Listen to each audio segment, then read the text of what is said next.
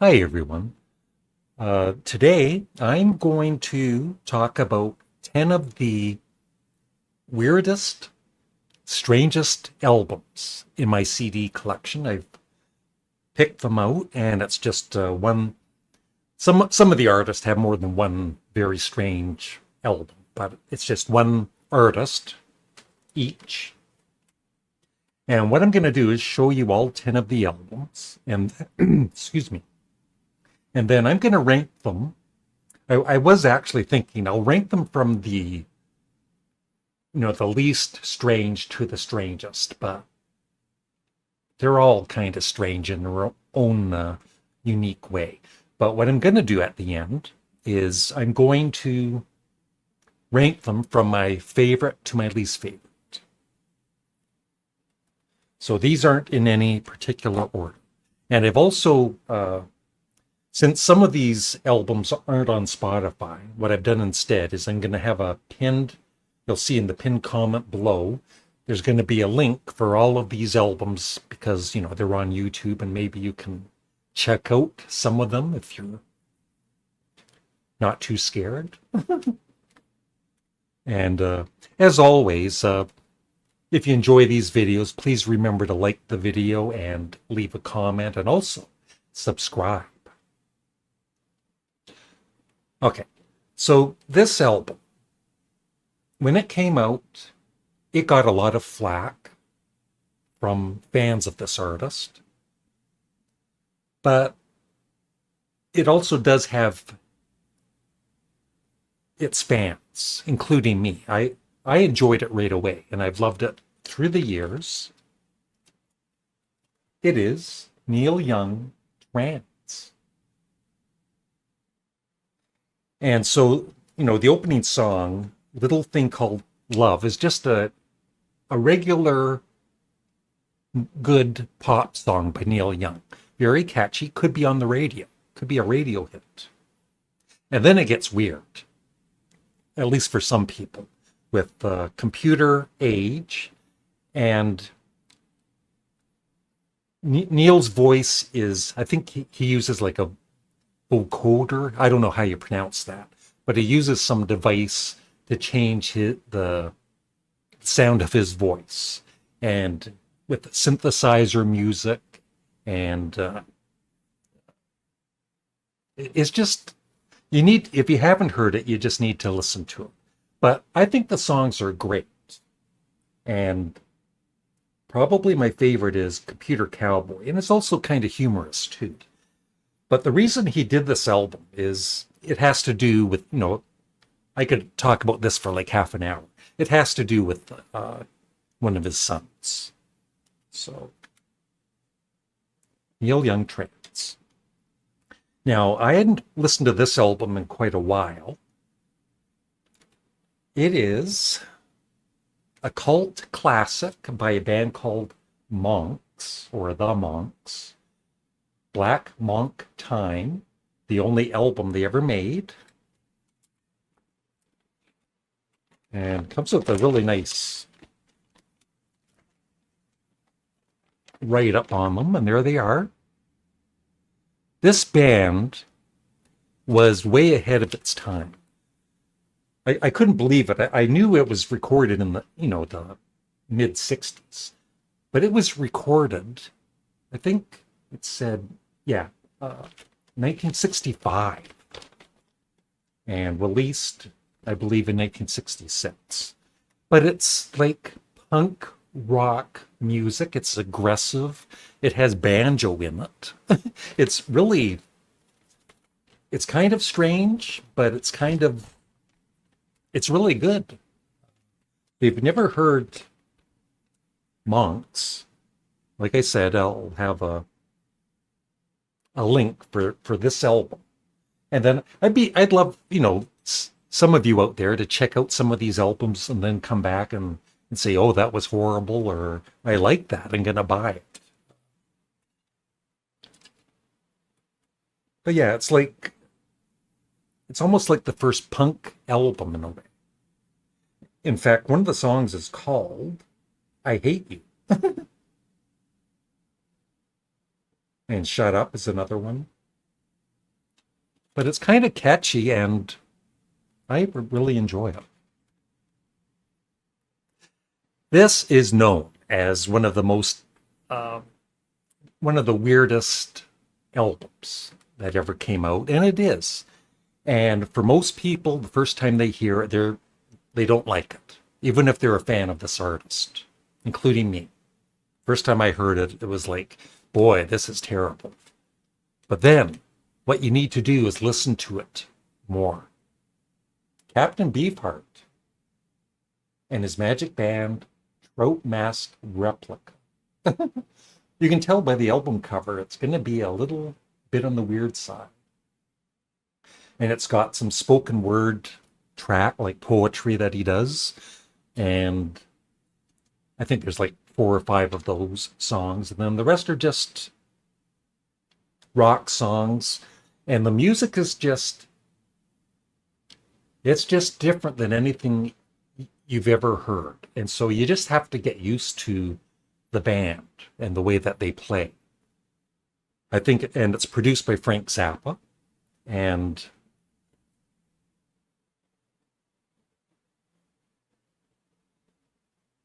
there's the magic band.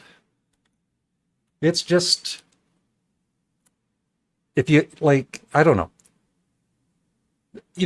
I'm not saying that everybody that listens to this more than once is going to end up liking it, but most of you out there are not going to like it on the first listen, but you need to give it another chance or two. Now, this album is bad, but it's also good. It's a very, very amateurish 3-piece band, 3 girls, and their once again, it's a pretty long story to do with their father, kind of, I think, almost forcing them into the recording studio to make this album. I think it was it the late 60s this was recorded? Anyway, it's become a very well-known cult classic. And it's so bad, but it's also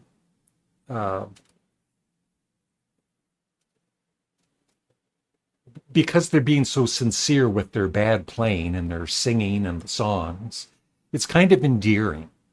And even on my first listen of this, it's like it's bad, but it's like it's kind of it is listenable for me.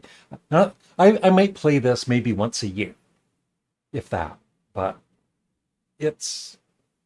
I'm glad I have it in my CD collection, even though it's strange. Now, this is one of the you can get 5 CDs in this little box set at a really good price for like $20. It just has the albums. There's no gatefolds or anything. So I got this, the Bonzo Dog Doodah Band. And there's their 5 albums.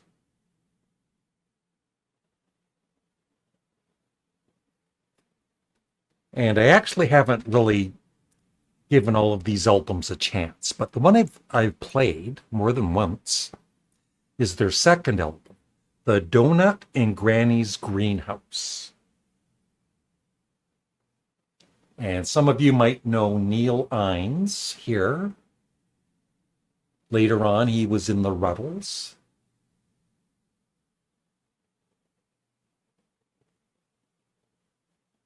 Trying to get to focus. But anyway, it's very bizarre. But they're a very talented band. It's just crazy. It's kind of hard to explain, but one of the songs is My Pink Half of the Drain Pipe. And then Can Blue Men Sing the Whites? And 11 Mustachioed Daughters. So check out that album on YouTube if you want to.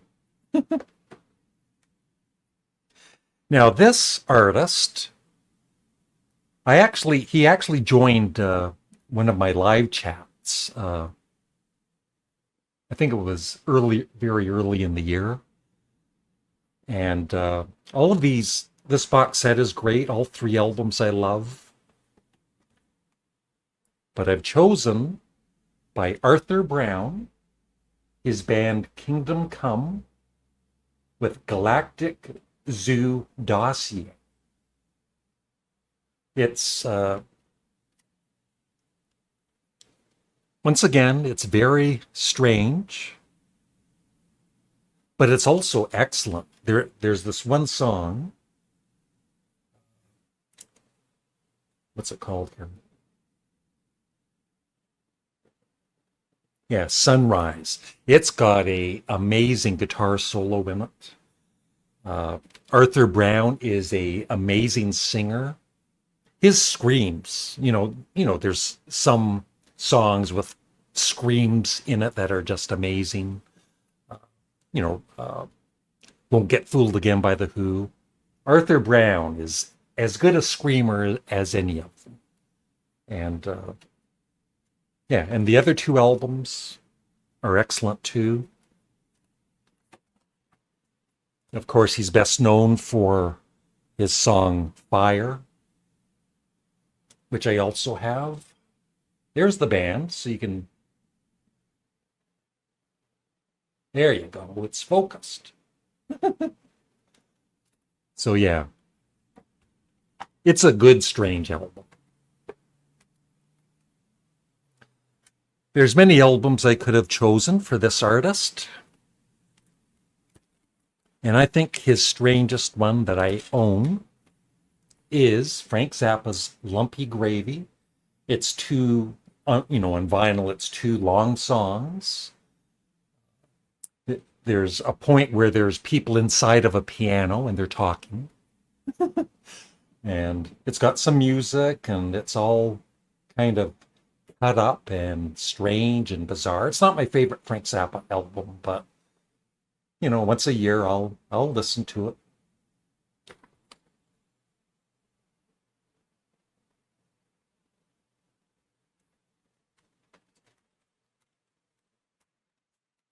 Okay.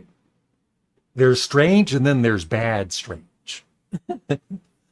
John and Yoko, I have all three of their experimental albums, and I think this one is probably the strangest. One side is just John and Yoko saying, John, Yoko, John, Yoko, for eternity. But yeah.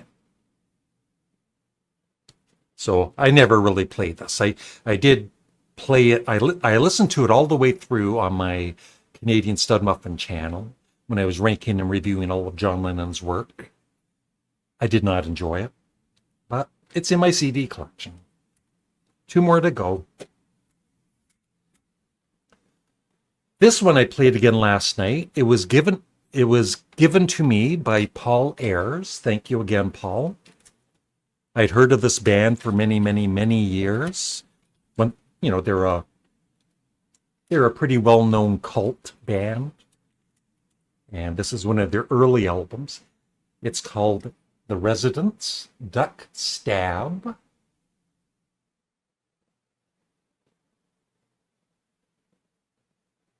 And it's weird, but it's good. There's even some, dare I say, beautiful musical moments in it. And it's not everybody's cup of tea.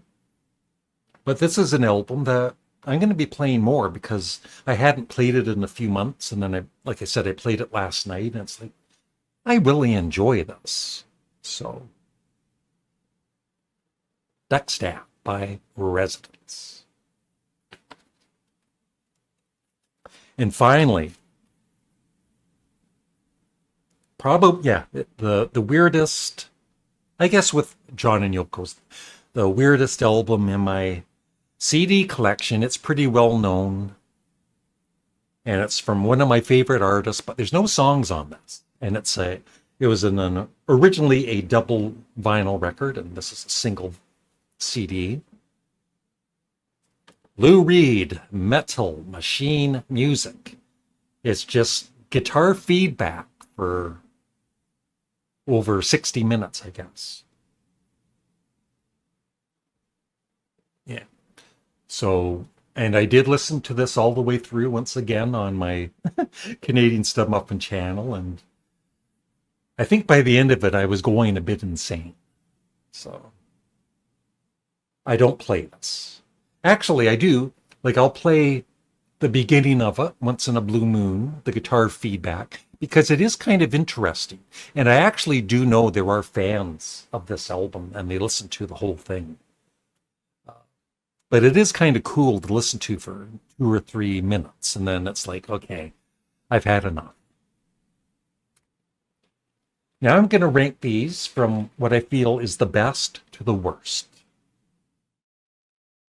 Okay, so 1 and 2, they're kind of tied, but I'm going to go with Arthur Brown's Kingdom Come, the first album of the 3, Galactic Zoo Dossier. It's my number 1.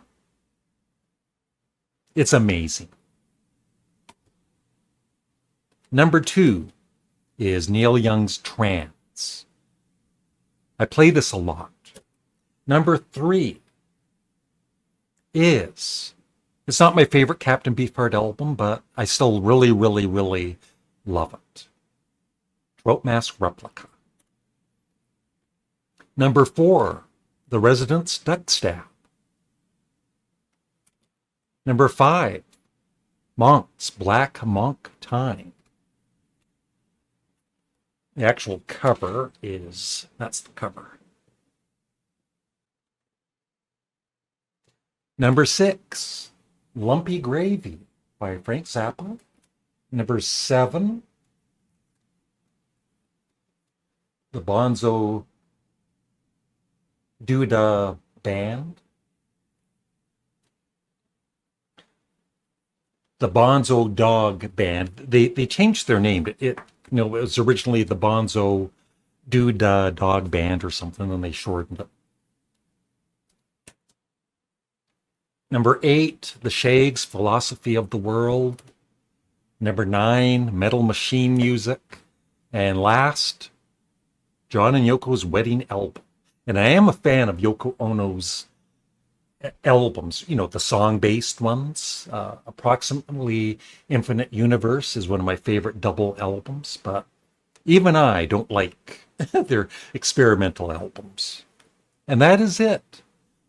I would, be curious if you have any of these albums I've shown, and also, like I said, if you check any of them out, please come back and leave your thoughts on how bad they are or how good they are. Thanks for watching. Have a great day.